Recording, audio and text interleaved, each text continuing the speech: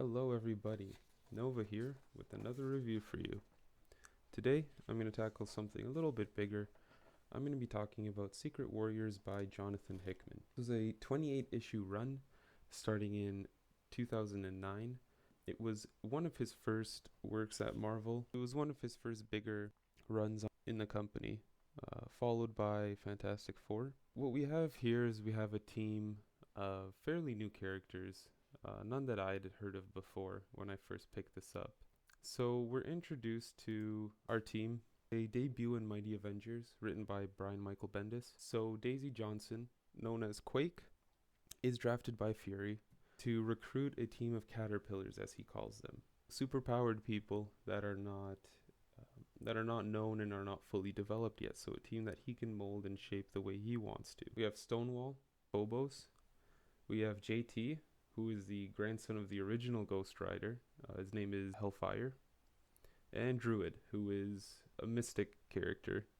And like I said, this is Fury's Caterpillar team. They're new, they're, inexperienced, and basically we see for the first few issues as Nick Fury trains them. And of course it's Nick Fury. The training is not easy. And the things they go through, you start to see a hatred for Nick Fury, which is common. I think most Marvel characters hate Nick Fury, but this sort of it builds a bond between the team members, this mutual hatred and the torture that they all go through. So in the first issue, I just want to warn everybody, there will be spoilers here. I'm not going to do too many spoilers. If I do spoil anything, it'll be stuff within the first few issues. I will not spoil the big things that happen in this book. So in the first issue, we find out the first major plot point is that Nick Fury acquires some intel, and it basically says that S.H.I.E.L.D. has been a branch of Hydra the entire time, and that Hydra has been basically controlling S.H.I.E.L.D. ever since its beginning. Basically, the story spirals out of this fact, and this is sort of what inspires Fury and his team. I just want to mention quickly that the story begins during Dark Reign, so Hammer exists, Norman Osborn and his team of Dark Avengers are out there. We see them in the first issue, and we see them throughout the story. I will talk about that later. So like I mentioned, Hydra has been infiltrating S.H.I.E.L.D. since its beginning. We are introduced now to sort of the leaders of Hydra. We have Madam Hydra, we have the Hive, we have Viper, who used to be Madam Hydra but is no longer. Of course, I have Baron von Strucker, and we have Kraken, who to my knowledge was not really a major part of Marvel Comics until this story. He is great. I really like him. I think he's a fantastic character. What we see shortly after, is the resurrection of the Gorgon. Now, if you don't know who this is, he used to work for the Hand. After Hydra resurrects him, of course, he's loyal to Hydra. But he is such a badass. What happens next in the story is Fury and his Caterpillar team attack Hydra. They try to get some resources back. What happens next is Fury and his team decide to attack Hammer. They decide to attack Hydra however they can. This basically spirals a war between all of these organizations. Now, what I really liked about the story as well, there is a main plot going on. There is a huge 28 issue arc going on. In between, you get fantastic little issues that focus on solo characters. We get some background on Alex, also known as Phobos, the god of fear. We get some background information on JT, Druid.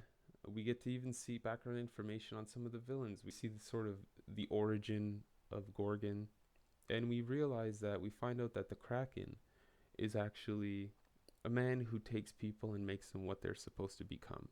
And how basically the story moves on a bit more. We find out about a third organization called Leviathan. Now, Leviathan is a Russian organization. They have the biggest army by far. They have an enormous army. And their army is basically made up of symbiote-like mutates. They're sort of alien. I don't think it was really explained completely. Really cool organization. I really like them.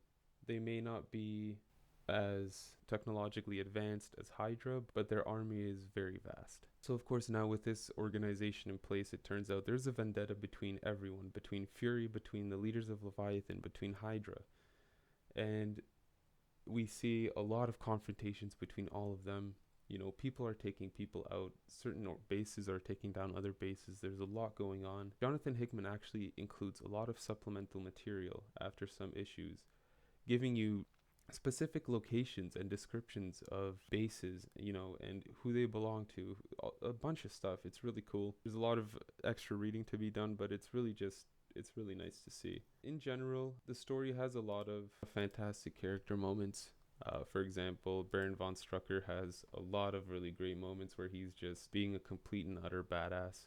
Aside from that, I thought the story was it was really well done. This isn't, if you know Jonathan Hickman's writing, you know he is an epic storyteller. He is there for the long game.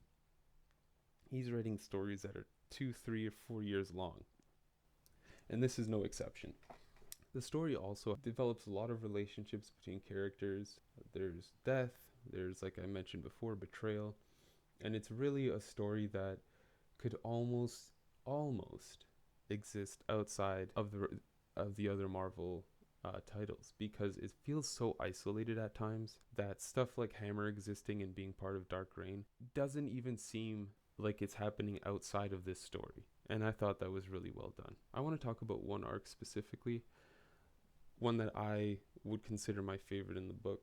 It was called The Last Ride of the Howling Commandos. If you don't know who the Howling Commandos are, they were Fury and Captain America's team during World War II, and basically, as the story says, it's their last, as the title of the arc claims, it is their last ride. And the story arc, I felt, was extremely powerful. It was very well written. Even if you weren't connected to the Howling Commandos before, I can see how this storyline would make people feel for the team, because they have a little reunion party. You know, everyone's there, all the Howling Commandos, and of course this is the time where Captain America came back from the dead again. So we see Cap come back, and everyone's just so happy to see him. They start telling stories, you know, they start telling jokes, and it's just so powerful and inspirational. The arc developing, it's done perfectly, it flows perfectly, and Jonathan Hickman hits so many high and low points that you just, it's hard not to love this arc. It's pretty much isolated from the rest of the storyline, so if you want, you could just read this arc. I highly recommend it. It's really, really good. This also spirals into another topic that I'd like to quickly discuss, is just Nick Fury being a badass. He is absolutely one of my favorite characters after this. The moments he has in this book will have you just floored. Jonathan Hickman makes Nick Fury like the most badass character in comics, period. For example, there's one part where Nick Fury, Gabe Jones, and Dum Dum Dugan are getting ready to attack a Hammer base. We see Gabe Jones say, "The Doc, that's a Hammer base, Nick. What about the soldiers we left behind who are working for them now?" Nick says, "Should be quite a party, Gabe. They're welcome to show up." Gabe says, "Are you serious? Are you seriously saying this?" Nick says, "Remember when that Roxxon subsidiary Enron went out of business? Everyone was all pissed at the management. You couldn't turn on the news without hearing some sob story about employees who lost their jobs. Like they were all oblivious to the fact that their entire company was built on screwing people over. Like because they weren't in charge, they didn't have any responsibility for doing the right thing. Our guys at Hammer, they're in the position they are in because they chose to be. They're taking a check with their eyes closed. There's a price for that. It sure ain't sympathy." Then Gabe says, "Nick, the world's not that simple. Hard choices have to be made. People make compromises. Like I said, our guys did what they did for their families. Tell me the truth. What are you going to feel when you put a bullet in one of those men, Nick?" And then there's a 1-page spread where Nick's cocking a gun, and all he says is, "Recoil." Now that's not the only badass moment Nick Fury has. He does a lot of one-upping of other characters, Norman Osborn for example, but there was another great one where he's at dinner with La Contessa Valentina Allegra de la Fontaine. Yes, long name. And I'm not going to give too much away in terms of why this is happening, but you know, they're at dinner, they're not on the best of terms. She threatens him. There's about 4 or 5 guys that stand up, pull out guns on Nick, saying, "You know, I was more prepared than you for this, Nick." And to that, Nick just says, "You've been keeping secrets, darling. That's something I cannot abide by." And you see the room is just completely filled with his agents, and they all get up and completely surround. It's just fantastic. It's great. Jonathan Hickman is a fantastic writer. If you've read his work, you know his dialogue is usually brilliant. The story obviously wraps up. We see the origins of Hydra and Leviathan, which I thought was really cool. Seeing the origin of this entire brawl, how that happened, and that there's actually something larger than the surface appears to show, which is always the case with Nick Fury. The final arc of this epic tale is called Wheels Within Wheels, and it's definitely a suiting name. The way this story ends, the way it wraps up, is just incredible. The amount of twists and turns that the story takes, not only at the end, but in general throughout its entire run, is brilliant. And you are not only so entranced by the dialogue and the action and the plot itself, but the seeing everything wrap up, seeing connections happening between start to finish, and realizing that you missed something is just so rewarding. This is such a rewarding read, and it's such an intriguing read because it's very unique. I personally haven't read anything like this before.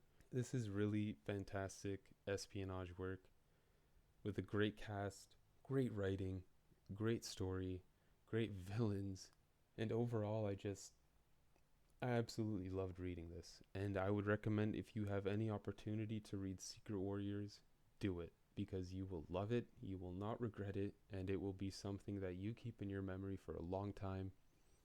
You will definitely, if you didn't care for Nick Fury before, you will now. If you didn't care for some of, Hydra's elite, you will now, because they are extremely dangerous.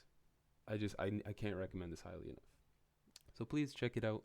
Thank you for listening. If you have any questions, let me know. I'll be more than happy to answer them. And yeah, that's all for today. Have a good day, and see you next time.